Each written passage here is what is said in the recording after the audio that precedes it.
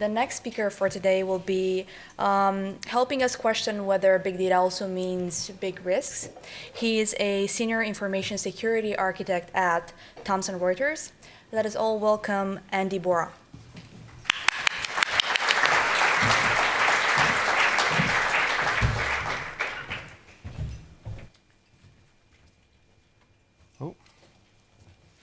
Gone wrong already. There you go, I'm innovating. I've made my first mistake. There we go. I'm Andy Boura, I'm from Thomson Reuters. You may be familiar with us in a similar capacity actually to the FT, in that we've got a lot of journalists, we produce a lot of material. However, that's actually a very visible but small part of our business. Most of our business is supplying information systems to financial institutions, big law firms, and big tax practices. I'm going to be talking today about the information security implications associated with big data, and also touching on the regulations such as GDPR, which have been mentioned a couple of times already today. So, the first thing I want to do is just talk about a couple of the really basic information security sort of principles that underpin risk.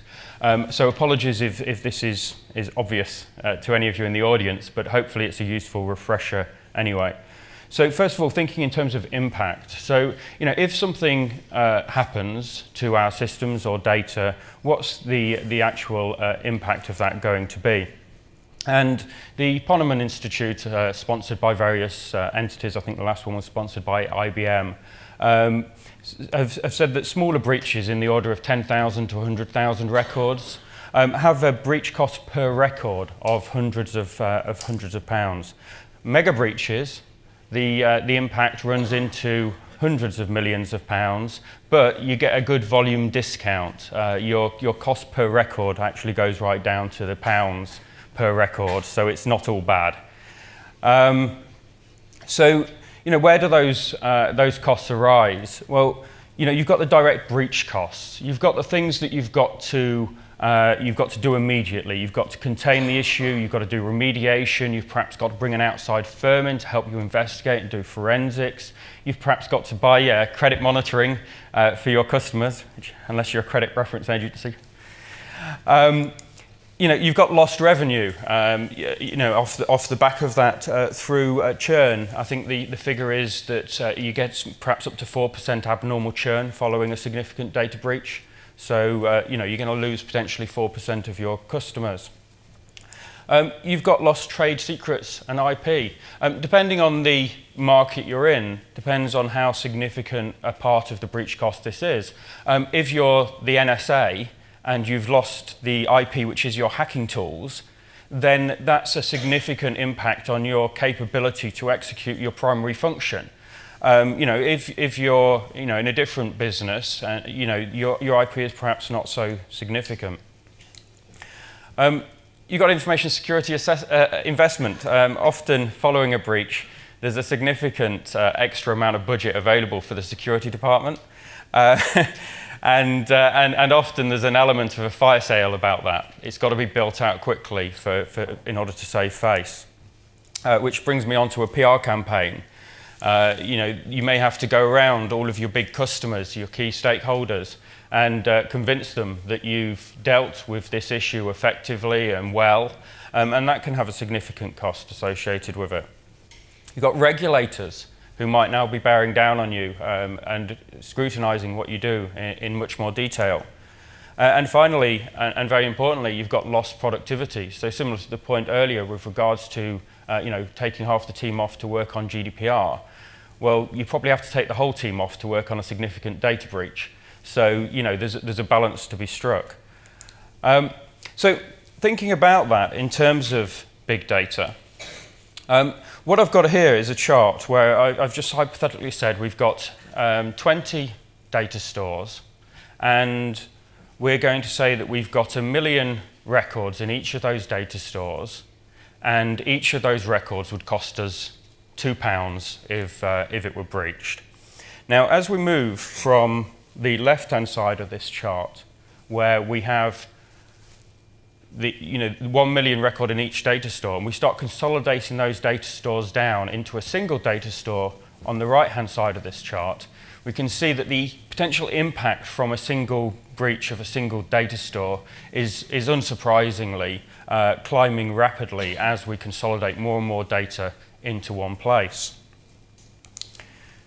But impact isn't the full story in terms of information security risk. The other major element is the likelihood of a breach occurring. And if we say we expect that perhaps a data store on average will be breached once in 10 years, and then that gives the likelihood in any given year of 0.1.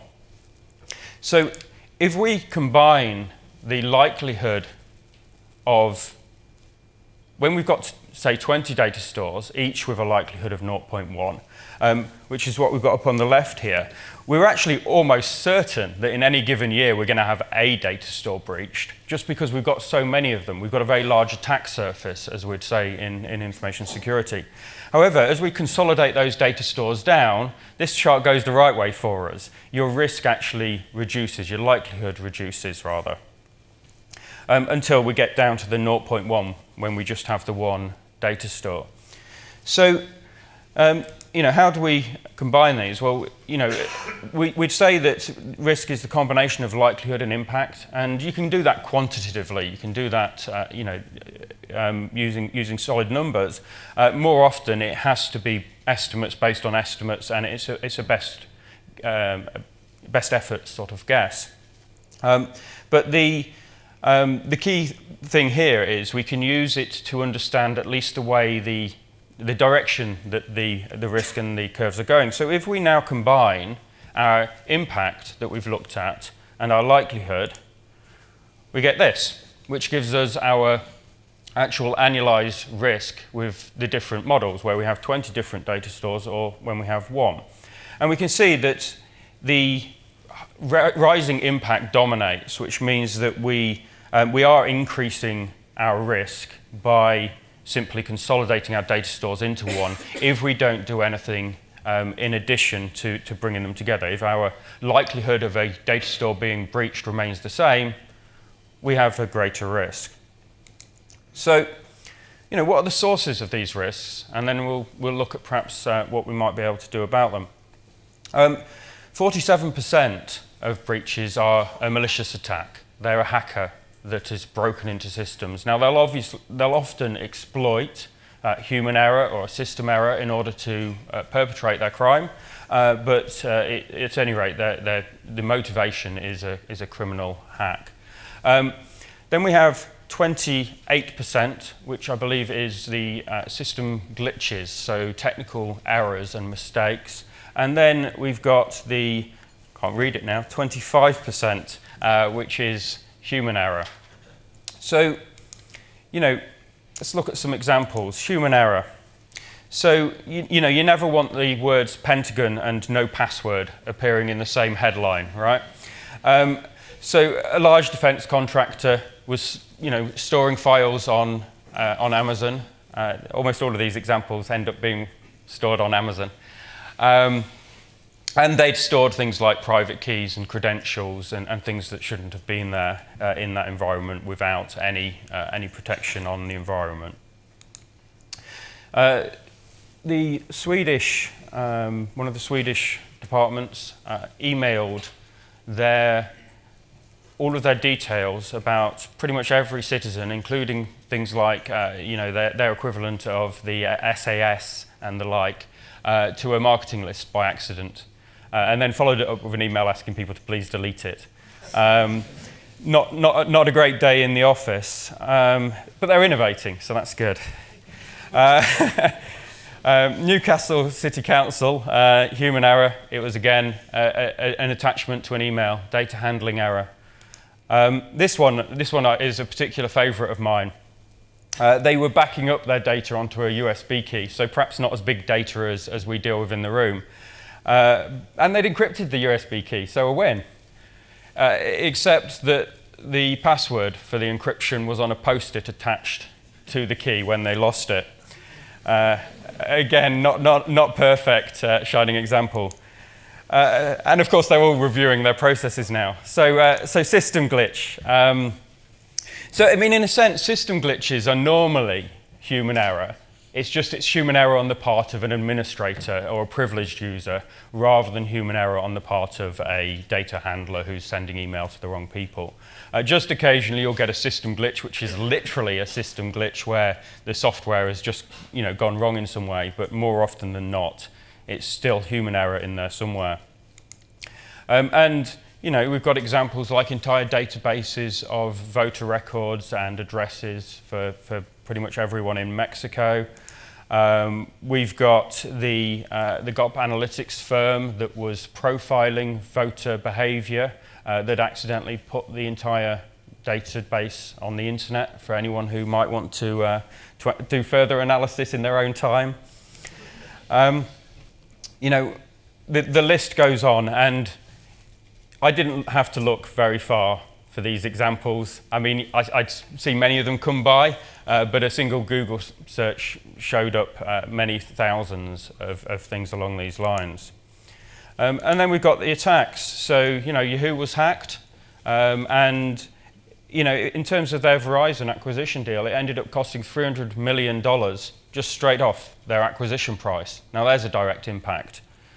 The Equifax hacks, Equifax hack was blamed on human error, but of course really it was a failure of process, a failure of governance, and a failure of the program as a whole rather than any individual. And this one is another particular favourite of mine, where Israeli hackers were hacking Kaspersky, which is a security firm in the AV space, and found that Russian hackers had already hacked Kaspersky and were using Kaspersky's tools to hack into the computers of American hackers.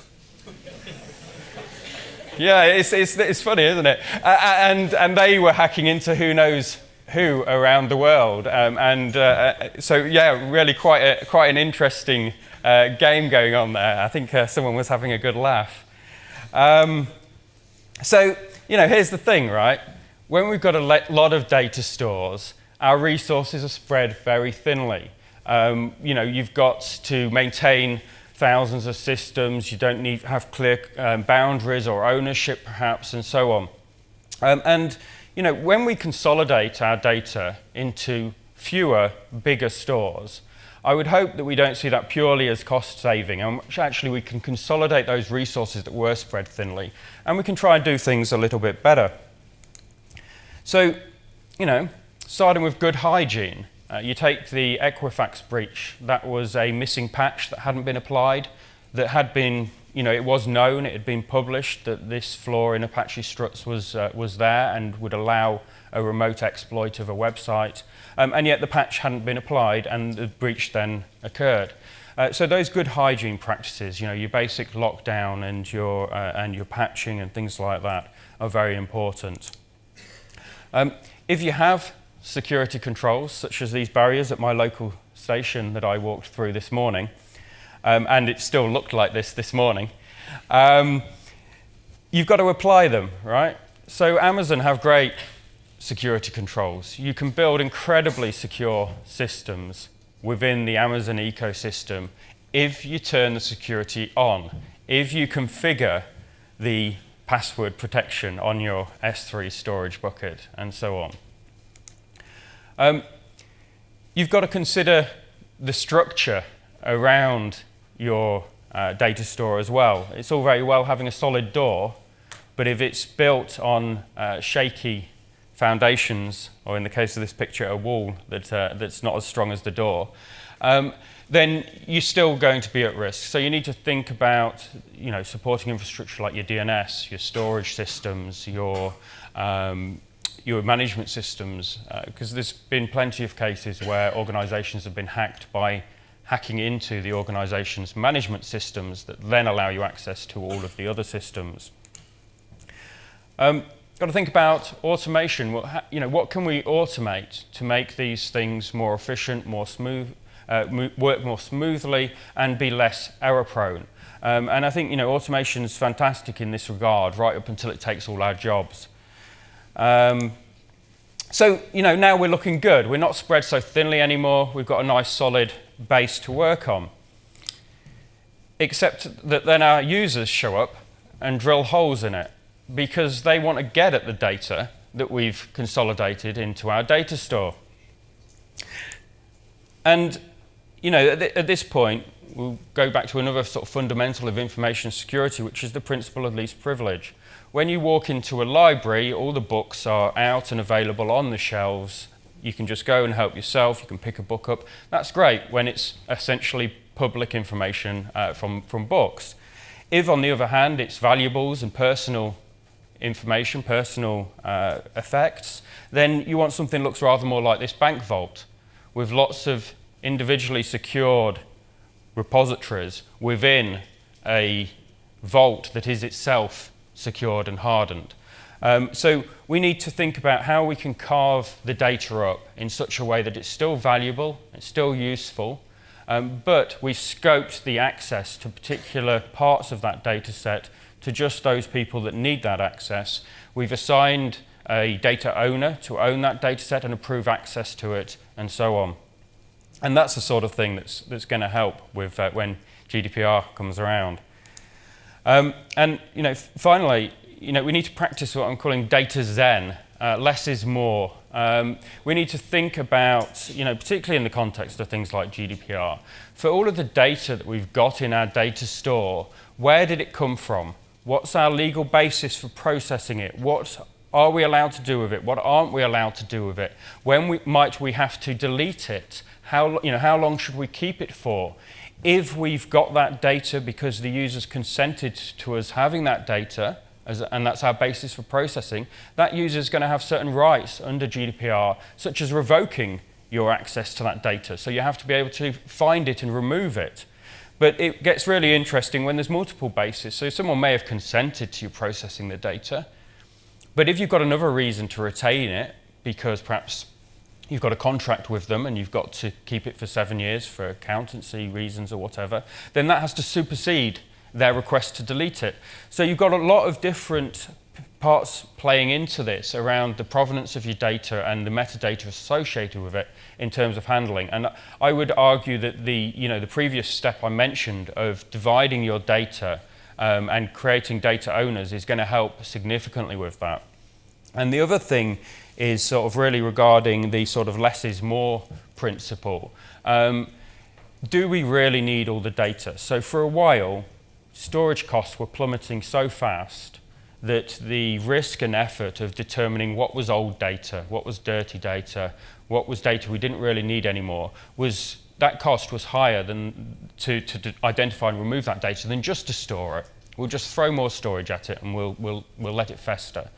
And I don't think that's an approach that we're going to have to be able to take going forwards. We're going to have to be much more rigorous and ruthless about removing stale data from our systems and therefore removing risk from our systems at the same time. The other thing with regards to this is to think about our objective when we gather data in terms of what are we doing with the data, how are we processing it, for what purpose and what objective, and is there a way of really early in that data processing cycle anonymizing it or aggregating it in such a way that it's no longer personally identifiable information, and therefore we have to worry about it much less with regards to regulations such as GDPR. And my sort of final thought refers to this picture which I opened the presentation with and I'll close with. I think it was my dad once told me that there's a definition of a boat, which is a hole in the water you pour money into. And I think in some respects our IT systems are the same. If we're going to keep them afloat and in good condition, we need to accept that we're going to have to pour money into maintaining them, keeping them on a good footing. Otherwise, we'll end up with a bunch of sunk wrecks. And I think that we've all seen the news headlines over the previous couple of years to show that that's a common occurrence. So thank you very much. I think I've finished in good time, so we've got time for some questions. or a stunned silence? Have I scared you all? How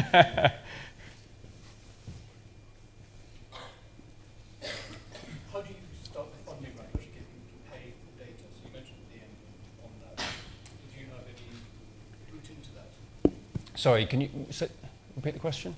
Sorry. Yes, hi.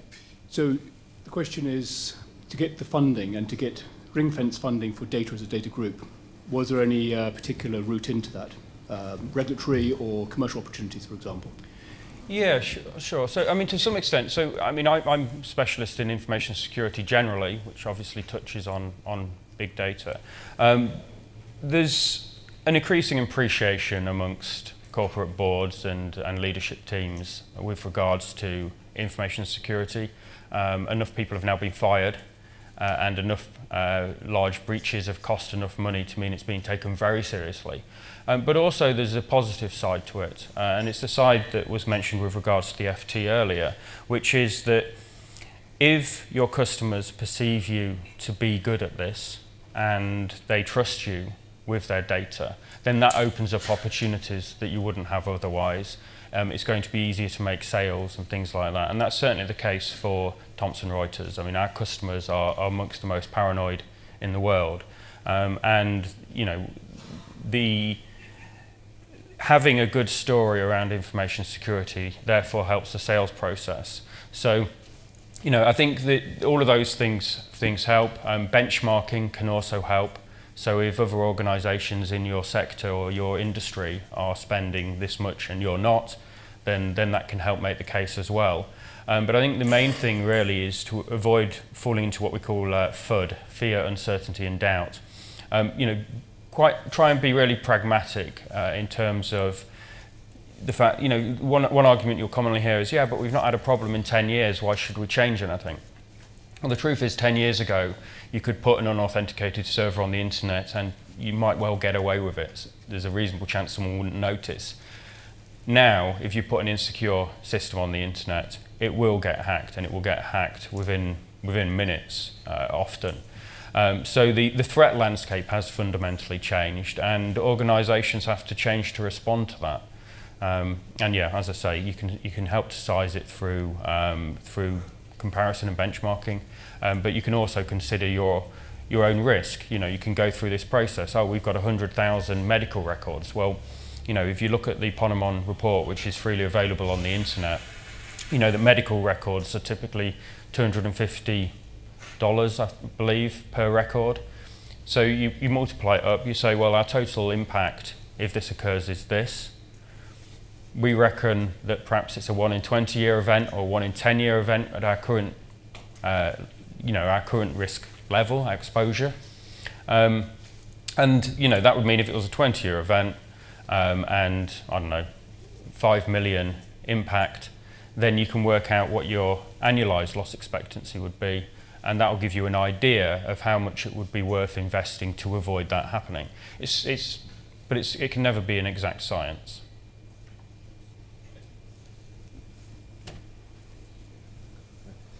Thank you. You talked a bit about the sunken wrecks, or I've heard it called the data swamp rather than the data lake. Have you got any practical steps that we should all be taking to avoid having that picture? Yeah. So for me, by far the biggest, I mean, if you think about that curve I showed first with regards to impact, it's that data aggregation, consolidation risk. So essentially, the bigger your swamp, the bigger the impact if something goes wrong. So thinking about how to carve your data up in a way to preserve value whilst restricting access. So, you know, perhaps marketing do need to know that a particular demographic that travels a lot consumes 10 times more articles or something. But they don't need to know that Joe Blogs from, you know, Mississippi does that, right? So ensuring that there's the appropriate level of access and no more, the principle of least privilege, I think that's probably the single biggest win. And then I'd say that the other thing really is that hygiene thing. You know, getting the basics right, getting the patches on, getting the segregation within your network, your firewalls configured robustly, really understanding the security control framework within whatever technology stack you're using to make sure that you've turned the right security features on and enabled them. And also thinking in terms of protecting privileged access. So your administrators would likely have the keys to the kingdom. They can probably get at everything. So you really want a second factor of authentication on their access in case that access is compromised, especially if that access is over the public internet, which means that all someone needs is the credentials or the certificate in order to get into all the data.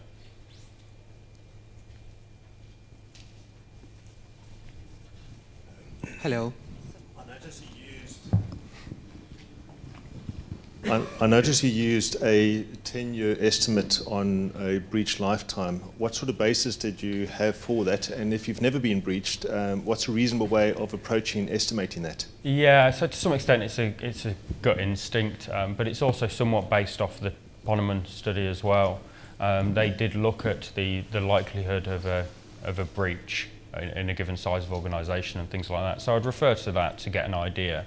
But it's now the case that actually more businesses than not have suffered a breach in the last year of some form. So you do start to get some sort of level on that. And the other thing is if you can join an industry-specific forum around information security, and then you may get some data sharing and aggregation of things like the likelihood of a breach and things.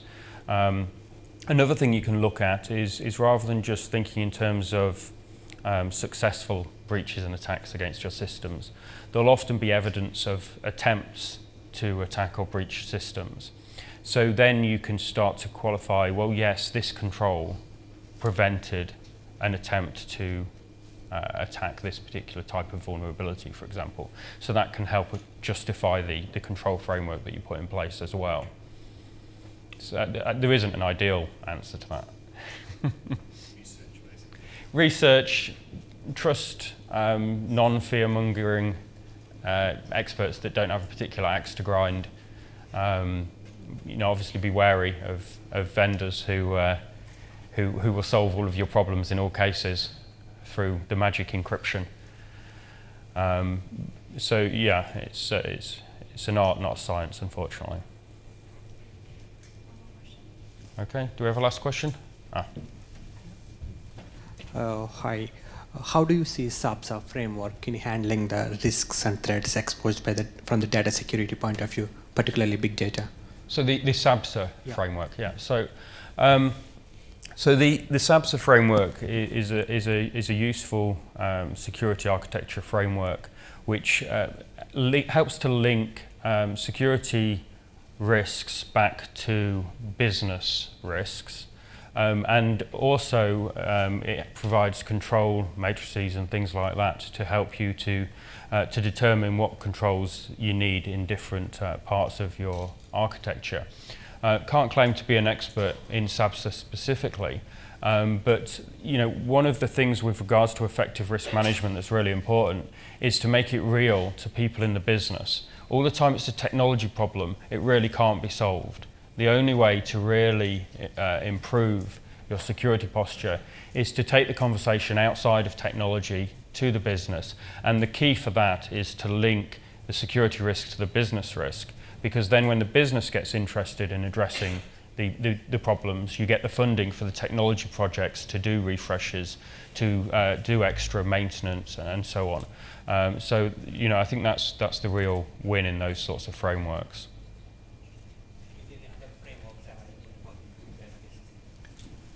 Is there any other frameworks you particularly choose to answer the big data risks, particularly for the threats you mentioned already, or malicious attacks or human errors particularly? How can we address this? Yeah, so I mean, doing enterprise security really well is far more important for security than anything that's specific to security, if you see what I mean. If you don't understand where your information is and how it's being used and the conceptual, logical and physical architecture associated with it, you can't solve the security problems. So I think, in terms of, yes, there's security frameworks that help in a sense. If you're structuring your program, you might look at ISO 27001. You might look at the NIST framework. If you're thinking about threat modeling a system, you might use something like Stride LM, which would where you'd look through each component and consider how it might be attacked. There's lots of tools in the toolbox, but really it's not a problem of needing more tools. It's a problem of the right people taking it seriously, the right culture, having it baked into everyone's job description. I was interested about the AI school at Microsoft. We really need a security school, right? Everyone in the organization needs to understand from the perspective of my role, what do I need to do in terms of information security? So there's not a framework that's going to solve our problems. There's lots of frameworks and tools that can contribute. And we need the right culture and we need the right business support to really make things happen. And we need to be mature from a technology point of view in general.